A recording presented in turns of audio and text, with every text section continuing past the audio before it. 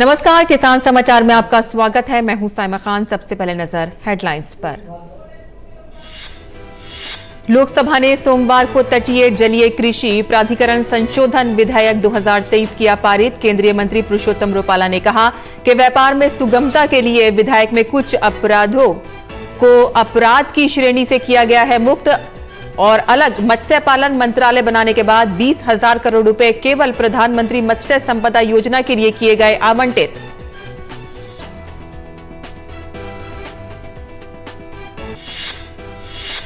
तेल विपणन कंपनियों ने एथेनॉल का खरीद भाव बढ़ाने के लिए लिया फैसला। टूटे अनाज से उत्पादित एथेनॉल की कीमत में 4.75 रुपए प्रति लीटर का इजाफा।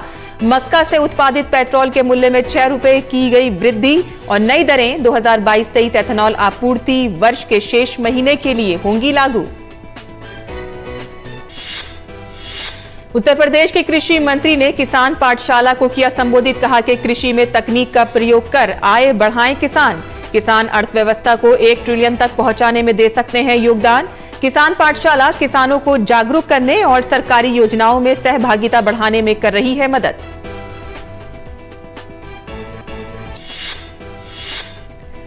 उत्तराखंड में लगातार हो रही बारिश से पर्वतीय क्षेत्रों में भूस्खलन की घटनाएं और नदी नालों में बढ़ते जलस्तर से लोग बेहाल। मौसम विभाग ने 12 अगस्त तक के लिए भारी बारिश के लिए ऑरेंज और येलो अलर्ट किया जारी। चेतावनी को लेकर राज्य प्रशासन और आपदा विभाग अलर्ट।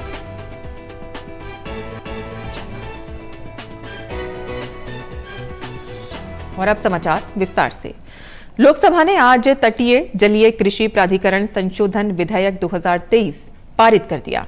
विधेयक तटीय जलीय कृषि प्राधिकरण अधिनियम 2005 में संशोधन करता है। मत्स्य पालन, पशुपालन और डेयरी मंत्री पुरुषोत्तम रुपाला ने कहा कि व्यापार में सुगमता के लिए विधेयक में कुछ अपराधों को अपराधी की श्रेणी से मुक्त किया गया है। उन्होंने कहा है कि मत्स्य पालन विभाग को 1947 से 2014 तक कुल 3,680 करोड़ रुपए का आवंटन मिला था। अलग मत्स्य पालन मंत्रालय बनाने के बाद 20,000 करोड़ रुपए केवल प्रधानमंत्री मत्स्य संपदा योजना के लिए आवंटित किए गए हैं। रुपाला ने कहा कि देश का झींगा उत्पादन 2013-14 के अंत में 3,22,000 टन से बढ़कर 2022-23 के अंत में रिकॉर्ड 11,84,000 टन हो गया है और इसी तरह से झींगा निर्यात भी दोगुने से अधिक हो गया है। 2013-14 में ये 19,368 करोड़ रुपए था और 2022-23 में ये 43,135 करोड़ रुपए पहुंच गया। विधेयक इस साल अप्रैल में लाया गया था और बाद में इसे स्थायी समिति को भेजा गया था। उन्होंने बताया कि समिति के 56 सुझाव प्राप्त हुए और विधेयक में अधिकतम सुझावों को शामिल किया गया है। प्रधानमंत्री मोदी जी के आने के बाद मलूक जी को और सभी सांसदों को बताते हुए मुझे बड़ी खुशी हो रही है सर। आज़ादी से लेकर 2014 तक ये मत्स्य विभाग के लिए भारत सरकार की ओर से कुल 3,680 करोड़ रुपए का व्यय हुआ। आज़ादी से लेकर 2014 तक फक्त ओनली 3,680 करोड़ रुपए का खर्चा हुआ। प्रधानमंत्री नरेंद्र मोदी जी ने इस विभाग को स्वतंत्र मंत्रालय बनाने के बाद अकेली एक मत्स्य संपदा प्रधानमंत्री मत्स्य संपदा योजना जाहिर की, जिसके अकेले का वॉल्यूम 20,000 करोड़ का।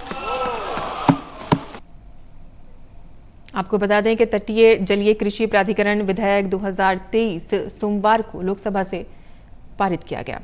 और आगे बढ़ते हैं और अब बात करते हैं एथेनॉल की, जहां आपको बता दें कि तेल विपणन कंपनियों ने एथेनॉल का खरीद भाव बढ़ाने का फैसला किया है। तेल विपणन कंपनियों ने टूटे अनाज से उत्पादित एथेनॉल की कीमत 4.75 रुपए प्रति लीटर और किया है। कीमतों में वृद्धि के बाद टूटे अनाज से बनने वाले एथेनॉल की खरीदी कीमत 60.29 रुपए प्रति लीटर होगी, जो कि पहले 55.54 रुपए लीटर थी। वहीं मक्के से उत्पादित एथेनॉल की कीमत 62.36 रुपए प्रति लीटर होगी, जो पहले 56.35 रुपए लीटर थी। गौरतलब है कि ये नई दरें 2022-23 एथेनॉल आपूर्ति वर्ष के शेष महीनों के लिए लागू होंगी। तेल विपणन कंपनियों के इस फैसले से अनाज से एथेनॉल बनाने वाले उत्पादकों को कुछ राहत मिलेगी, जो FCI द्वारा सस्ते चावल की आपूर्ति अचानक रोके जाने की वजह से संकट का सामना कर रहे थे। उत्तर प्रदेश के कृषि मंत्री सूर्य प्रताप शाही ने NIC केंद्र योजना भवन लखनऊ में किसान पाठशाला को संबोधित किया। कृषि मंत्री ने कहा कि कृषि क्षेत्र में नई तकनीकों को अपनाकर प्रदेश के किसान अपनी आय को बढ़ाने तथा प्रदेश की अर्थव्यवस्था को 1 ट्रिलियन तक पहुंचाने में महत्वपूर्ण योगदान दे सकते हैं। इस क्षेत्र में कृषि विभाग द्वारा चलाई जा रही किसान पाठशाला किसानों को जागरूक करने तथा सरकारी योजनाओं में इनकी सहभागिता बढ़ाने के लिए प्रभावी सिद्ध हो रही है। और शाही ने कहा है कि किसान पराली का उपयोग खेती की उर्वरता बढ़ाने के लिए करें, जलाने में नहीं, और इसका उपयोग बायोफ्यूल के रूप में किया जा रहा है। इसका लाभ भी किसान ले सकते हैं। प्रदेश सरकार द्वारा किसानों की आय बढ़ाने के लिए निरंतर प्रयास किए जा रहे हैं और इसके लिए श्री अन्न की खेती को बढ़ावा दिया जा रहा है और साथ ही हाइब्रिड बीजों पर 50% अनुदान दिया जा रहा है। ब्लॉक स्तर पर स्टॉल लगाकर छूट वाले कृषि यंत्र किसानों को उपलब्ध कराए जा रहे हैं। और देश के सबसे पुराने विश्वविद्यालय गोविंद बल्लभ पंत कृषि एवं प्रौद्योगिकी विश्वविद्यालय पंतनगर के कुलपति की पहल से यहां न केवल नई शिक्षा नीति को लागू करने का काम हो रहा है, बल्कि स्वदेशी बद्री गाय के संवर्धन के लिए नवीन प्रयास भी हो रहे हैं। इस विषय पर हमारे संवाददाता ओपी यादव ने बात की कुलपति प्रोफेसर MS चौहान से। देवभूमि उत्तराखंड में कृषि विकास को नए आयाम देने में गोविंद बल्लभ पंत कृषि एवं प्रौद्योगिकी विश्वविद्यालय का महत्वपूर्ण स्थान रहा है। अभी हमारे साथ विश्वविद्यालय के कुलपति डॉक्टर MS चौहान मौजूद है। आइए बात करते हैं किस तरह कृषि विश्वविद्यालय के जरिए किसानों को आर्थिक तरक्की और अन्य तरह की सुविधाएं देने में विश्वविद्यालय आगे बढ़ रहा है। सर, अगर बात करें देवभूमि की कृषि व्यवस्था में सुधार और कृषि क्षेत्र में नवाचार, आपने कौन कौन से मुख्य कार्य किए हैं जिनसे किसानों को आर्थिक रूप से फायदा मिला है और उनकी तरक्की के नए आयाम स्थापित हुए हैं? देखिए, गोविंद बल्लभ पंत कृषि एवं प्रौद्योगिकी विश्वविद्यालय पंतनगर पिछले 63 सालों से देश की सेवा कर रहा है और पिछले 22 सालों से वो उत्तराखंड की सेवा कर रहा है। और केवल उत्तराखंड नहीं, उत्तर प्रदेश और पूरे देश की, जैसे मैंने कहा, सेवा कर रहा है। और उसमें इस विश्वविद्यालय के द्वारा अभी तक करीब 340 के लगभग वैरायटी जो हमारी हैं, गेहूं की हैं, धान की हैं, वो विकसित की गई हैं और हम लगातार और भी वैरायटी विकसित कर रहे हैं। इसके साथ साथ जो अभी तक जो पंतनगर विश्वविद्यालय का एक मुख्य भूमिका ये भी रही है कि जो हमारे जो ह्यूमन रिसोर्स हैं, जैसे विद्यार्थी हैं, जो वहाँ से जो देश और विदेश में भी अपनी सेवाएं दे सकें, उनके लिए जो अच्छा जो है विद्यार्थी यहाँ से जो उनको प्रोड्यूस करना है। आपने अभी हाल ही में कृषि विज्ञान मेला भी आयोजित किया था, उस मेले में क्या मुख्य थीम आपने रखी थी? हमें जो इस साल का हमारा मुख्य थीम, जैसे कि आप जानते हैं कि सन 2023 पूरा जो है विश्व का मिलेट ईयर के रूप में मनाया जा रहा है, मोटे अनाज जिसे हम बोलते हैं, और जिसको इस पर हमें जो विशेष ध्यान हम लोगों ने दिया। मेले में भी हमने इसके मोटे अनाज पर और जो हमारा ये मिलेट के अनाज हैं उसके हमने स्टॉल लगाए हैं, लोगों को इनवाइट किया। तो आपको कृषि के साथ साथ पशुपालन और डेयरी पर भी बहुत महत्वपूर्ण ध्यान दे रहे होंगे, किसानों की आमदनी बढ़ाने के संदर्भ में भी। तो उस सेक्टर में किस तरह की संभावनाएं लग रही है देवभूमि में? जो भूमि में आपको ये है कि डेयरी का एक मुख्य रोल इसलिए भी हम मान सकते हैं कि जो हमारे वहाँ के जानवर हैं वो बाय डिफ़ॉल्ट ऑर्गेनिक हैं। ऑर्गेनिक वो घास खाते हैं, चारा उनको ऑर्गेनिक मिलता है, और उसमें जो भी चारा गाह है जो हमारे पहाड़ों में होता है, उस छोटी छोटी जड़ी बूटियाँ भी खाते हैं। तो उससे क्या होता है कि उनका दूध एक विशेष स्थान रखता है। और दूध में हमने देखा है कि एक CLA होता है जिसको बोलते हैं कंजुगेटिव लिनोलेनिक एसिड, वो वहाँ के गाय के दूध में अधिक होता है। तो ये ध्यान में रखते हुए हमने अभी जो बद्री गाय जो आइडेंटिफाइड हमारी वहाँ की उत्तराखंड की गाय है, उस पर भी हमने अनुसंधान शुरू कर दिया उसकी ब्रीडिंग इम्प्रूवमेंट के लिए। तो ये गोविंद बल्लभ पंत कृषि एवं प्रौद्योगिकी विश्वविद्यालय पंतनगर के कुलपति प्रोफेसर MS चौहान, जिनका मानना है कि विश्वविद्यालय द्वारा कृषि शिक्षा, शोध और अनुसंधान को न केवल बढ़ावा दिया जा रहा है, बल्कि जमीनी स्तर पर किसानों को इसका लाभ दिलाकर उन्हें आर्थिक रूप से सशक्त और मजबूत बनाने के साथ साथ युवाओं को कौशल दक्षता का प्रशिक्षण देकर चरित्रवान युवा बनाने का काम भी किया जा रहा है। मेरे सहयोगी कैमरामैन गोपाल दास के साथ मैं OP Yadav, DD news, Delhi. और प्रधानमंत्री आवास योजना शहरी हिमाचल प्रदेश के कुल्लू जिले में आर्थिक रूप से कमजोर परिवारों के लोगों के लिए वरदान साबित हो रही है। प्रत्येक व्यक्ति के मन में अपने परिवार के लिए एक सुंदर आशियाना बनाने की चाहत हमेशा रहती है और गरीबों की इसी चाहत को अब कुल्लू जिले के शहरी क्षेत्रों में साकार कर रही है केंद्र सरकार की प्रधानमंत्री आवास योजना। आइए देखते हैं।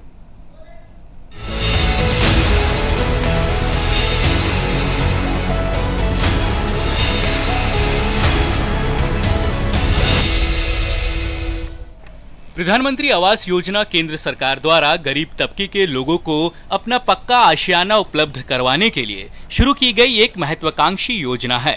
इस योजना के माध्यम से बीते 8 वर्षों में देश भर में लाखों परिवारों का पक्के मकान में रहने का सपना साकार हुआ है। इससे पहले गरीब तबके के अनेक लोग आर्थिक तंगी और शहरी क्षेत्रों में अपनी जमीन न होने के कारण वर्षों से कच्चे घरों में रहने को मजबूर थे। हिमाचल प्रदेश के जिले कुल्लू के शहरी क्षेत्रों में भी कई लोग प्रधानमंत्री आवास योजना से लाभान्वित हो रहे हैं। योजना के लाभार्थियों का कहना है कि प्रधानमंत्री नरेंद्र मोदी द्वारा शुरू की गई योजना लाखों गरीब परिवारों के लिए किसी वरदान से कम नहीं है। हमारा यहाँ पे पहले कच्चा मकान था, फिर मुझे पता चला भाई प्रधानमंत्री आवास योजना के नाम पे कोई स्कीम चली हुई है। मैंने लेंटर वाला अपना पक्का मकान बना दिया है और मुझे बहुत खुशी है। मैं केंद्र सरकार व प्रधानमंत्री नरेंद्र मोदी जी का बहुत आभार व्यक्त करता हूं। और मुझे भी ये स्कीम के तहत पैसा हासिल हुआ, जिसके तहत मैंने अपना ये हर मकान अपने रहने योग्य बना लिया है। मैं केंद्र सरकार और प्रधानमंत्री नरेंद्र मोदी जी का धन्यवाद करती हूँ, जिनके चलते हमारा ये सपना आज पूरा हो गया। मेरा कच्चा मकान था, हम चाहते थे कि हमारा पक्का मकान बन जाए और आज मेरा पक्का मकान बनकर मैं अपने मकान में रहता हूँ और मेरा परिवार भी यहाँ रहता है। प्रधानमंत्री नरेंद्र मोदी जी का बहुत तहे दिल से धन्यवाद करता हूँ। कुल्लू शहर में प्रधानमंत्री आवास योजना शहरी के तहत 201 मकानों को बनाने की मंजूरी मिली है। योजना के तहत अब 153 मकान पूर्ण रूप से बनकर तैयार हो चुके हैं और योजना के लाभार्थी अपने नए आशियाने में रह रहे हैं। कुल्लू से आशीष शर्मा की रिपोर्ट, डीडी न्यूज।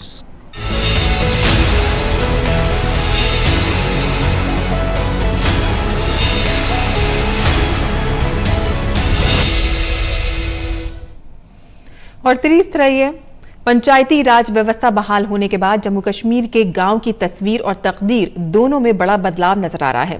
सरकार के बेहतर प्रयासों से सेब और सूखे मेवों की खेती और कारोबार से दुनिया में पहचान बना चुके जम्मू कश्मीर के किसान अब केसर और लेवेंडर की खेती से भी बम्पर कमाई कर रहे हैं।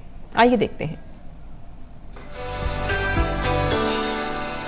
पक्की सड़क, प्राथमिक स्वास्थ्य केंद्र, स्कूल और खेल के मैदान, ये सुविधाएं अब जम्मू कश्मीर के अधिकतर गांवों में आसानी से उपलब्ध हैं। त्रिस्तरीय पंचायती राज व्यवस्था बहाल होने से न केवल विकास कार्यों में तेजी आई है, बल्कि पारदर्शिता भी बढ़ी है। सबसे बड़ी बात यह है कि सरकार अब जनता के द्वार तक पहुंच रही है। जो गवर्नमेंट ने 3 सेक्टर जो पंचायती इलेक्शन किया, ये कश्मीर में बहुत ही कामयाब रहा। इससे बहुत ही लोगों की डेवलपमेंट हुई। पहले जो 3 टायर पंचायत सिस्टम नहीं था, जब से ये आया है तो तरक्की गांव की ओर ज्यादा बढ़ती गई है। रूरल डेवलपमेंट उसमें खास कलीदी रोल अदा कर रहा है। ट्रांसपेरेंसी पहले इतनी ज्यादा नहीं थी, अब जो ट्रांसपेरेंसी बढ़ गई है उसकी वजह से तरक्की ज्यादा मुमकिन हो गई है। गाँव और ग्रामीणों के विकास के साथ ही जम्मू कश्मीर के किसानों की जिंदगी में बदलाव लाने के लिए भी सरकार ने महत्वपूर्ण कदम उठाए हैं। जो गवर्नमेंट है अभी मिशन मोड में काम कर रही है। पिछले 2-3 साल में जो काफ़ी सारी स्कीम्स आई हैं और सारे डिपार्टमेंट जो एक्टिवेट हो चुके हैं। ये जो HADP है, होलिस्टिक डेवलपमेंट जो एग्रीकल्चर प्रोग्राम है, उसमें हर कोई स्कीम है और आपको कहीं जाने की जरूरत नहीं है। आपको ऑनलाइन अप्लाई करना है और आप उसका बेनिफिट उठा सकते हैं। जम्मू कश्मीर के गांव न सिर्फ विकास की राह पर आगे बढ़ रहे हैं, बल्कि लोगों की सोच में भी बड़ा परिवर्तन आया है। यही वजह रही कि पीएम मोदी के स्वच्छता के आह्वान पर अनंतनाग के सादियारा गांव के सरपंच फारूक अहमद गनई ने जब इलाके को कचरा मुक्त बनाने के लिए प्लास्टिक दो और सोना लो जैसी अनोखी पहल शुरू की, तो व्यापक जन भागीदारी ने इस अभियान को सफल बना दिया। बंदिशें खत्म होने से जम्मू कश्मीर अब देश के साथ कदम ताल करने लगा है। जम्मू कश्मीर के युवाओं ने खुद को साबित किया है। प्रदेश की नई पीढ़ी प्रशासनिक सेवा समेत विभिन्न क्षेत्रों में अपनी प्रतिभा का लोहा मनवा रही है। श्रीनगर, अनंतनाग, पुलवामा और पामपोर से रमा त्यागी, डीडी न्यूज।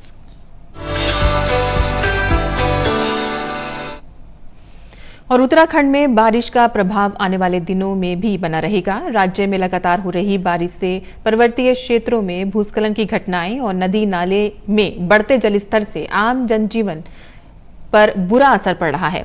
मौसम विभाग ने 12 अगस्त तक के लिए राज्य में गरज चमक के साथ भारी से भारी बारिश के लिए ऑरेंज और येलो अलर्ट जारी किया है।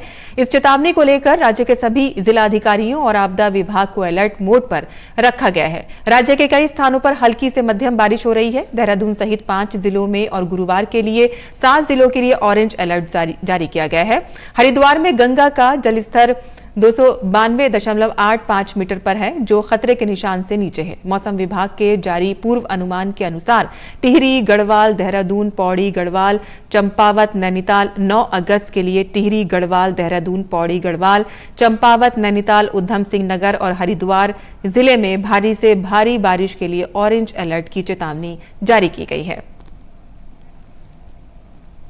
और किसान समाचार में अब बात करते हैं मंडी भाव की, और आइए देखते हैं कि क्या रहा देश भर की मंडियों का भाव।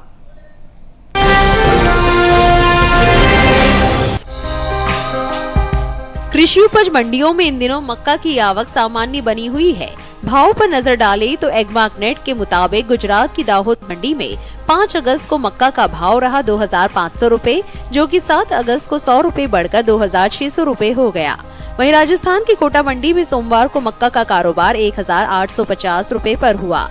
उत्तर प्रदेश की तरफ रुख करें तो यहाँ की अलीगढ़ मंडी में 5 अगस्त को मक्का के सौदे 1960 रुपए पर हुए, जबकि 7 अगस्त को यहाँ इसका भाव 10 रुपए की तेजी के बाद 1970 रुपए हो गया। वहीं राज्य की ही लखीमपुर मंडी में मक्का के भाव में कमजोरी रही। यहाँ 7 अगस्त को इसका भाव 15 रुपए टूटकर 2035 रुपए से 2020 रुपए पर आ गया। चालू खरीफ सीजन में मक्के की बुआई बीते साल से आगे चल रही है। कृषि मंत्रालय के 4 अगस्त को जारी ताज़ा आंकड़ों के मुताबिक साल 2023 के लिए खरीफ मक्का की खेती 76,14,000 हेक्टेयर में हो चुकी है, जबकि बीते साल की समान अवधि के दौरान खरीफ मक्का की खेती 75,44,000 हेक्टेयर में हुई थी। भारत में मक्का की खेती पूरे साल की जाती है। भारत में चावल और गेहूं के बाद मक्का तीसरी सबसे महत्वपूर्ण अनाज की फसल है। ये देश में कुल अनाज उत्पादन का लगभग 10% है। वहीं बात मक्का की पैदावार की करें तो इस साल मक्का की रिकॉर्ड पैदावार देखने को मिल सकती है।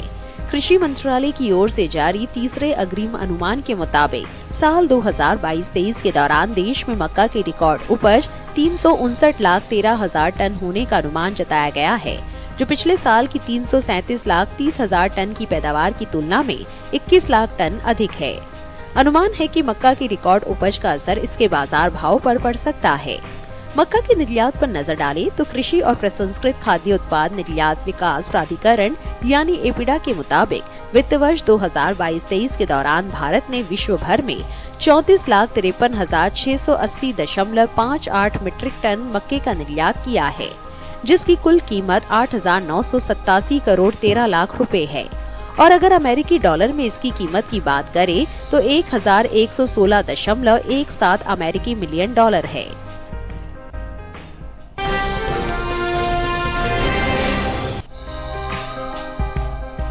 कृषि उपज मंडियों में मूंगफली की आवक सामान्य बनी हुई है।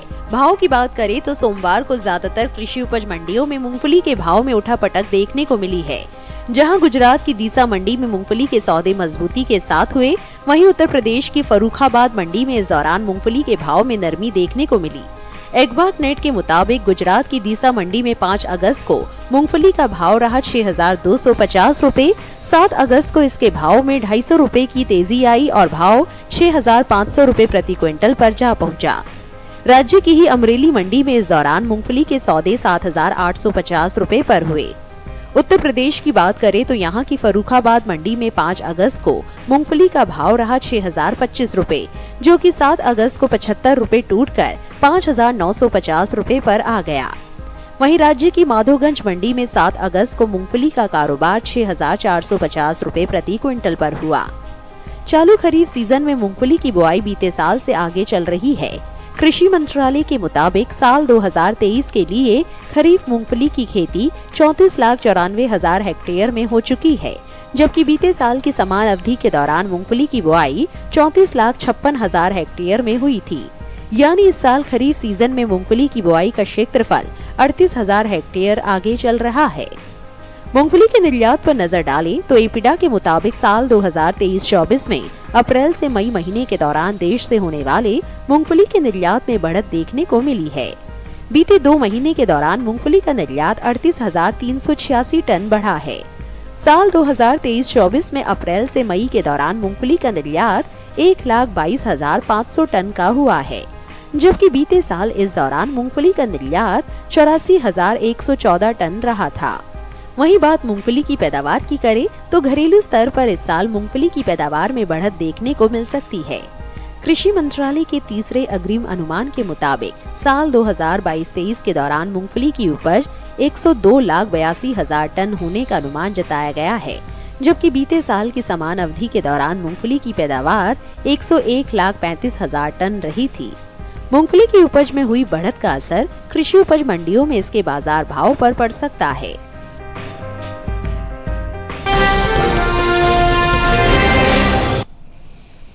और अब बात करते हैं मौसमी खेती की। किसान इस मौसम में कैसे रखें अपनी खेती का ख्याल, आइए देखते हैं।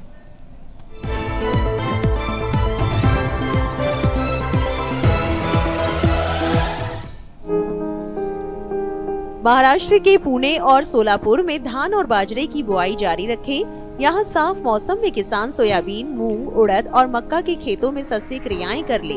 पुणे के किसान अड़सली गन्ने की खेती जारी रखें। महाराष्ट्र में टमाटर और भिंडी में फल छेदक कीट के नियंत्रण के लिए उचित दवाओं का छिड़काव करें। महाराष्ट्र के अहमदनगर और धुले जिले में किसान अड़सली गन्ने की बुआई जारी रखें। यहाँ कपास में रस चूसक कीट को नियंत्रित करने के लिए 5% नीम के अर्क का छिड़काव करें। महाराष्ट्र के कोल्हापुर और सतारा में खड़ी फसलों, सब्जियों और बगीचों से पानी निकालने की व्यवस्था कर ले। यहाँ के किसान मक्का, मूंगफली, ज्वार, सूरजमुखी और सोयाबीन जैसी फसलों में साफ मौसम के दौरान निराई गुड़ाई का काम कर ले। नासिक में धान के खेतों में जल स्तर 1 से 2 सेंटीमीटर बनाए रखें। नासिक में ही 30 दिन पहले बोई रामतिल की फसल में नाइट्रोजन की दूसरी खुराक 20 किलो प्रति हेक्टेयर की दर से डालें। औरंगाबाद और लातूर के किसान गन्ने में तना छेदक कीट को नियंत्रित करने के लिए जरूरी दवाओं का छिड़काव करें। महाराष्ट्र के ही नागपुर में सोयाबीन की फसल में तना मक्खी के नियंत्रण के लिए 5% निम्बोली के अर्क का स्प्रे करें। मध्य प्रदेश में बैंगन और मिर्च के खेतों से जल निकासी की उचित व्यवस्था कर ले, साथ ही इनके खेतों से खरपतवार भी हटा दे।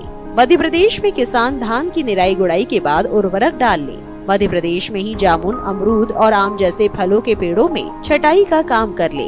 मध्य प्रदेश में इस समय अरबी और अदरक की फसल प्रकंद सड़न रोग से प्रभावित हो सकती है। ऐसे में किसान इसके बचाव के उपाय कर ले। मध्य प्रदेश में गन्ने में सफेद मक्खी से बचाव के लिए विशेषज्ञ की सलाह से जरूरी दवा का छिड़काव करें।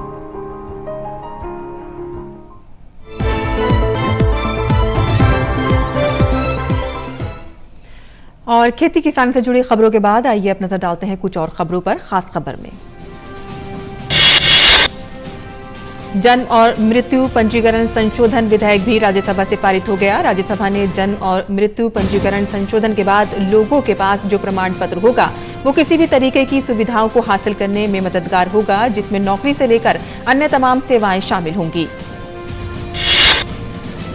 जम्मू कश्मीर में एक दंपति को आईपीएस और आईएएस अधिकारी बनकर धोखाधड़ी करने के आरोप में गिरफ्तार किया गया है।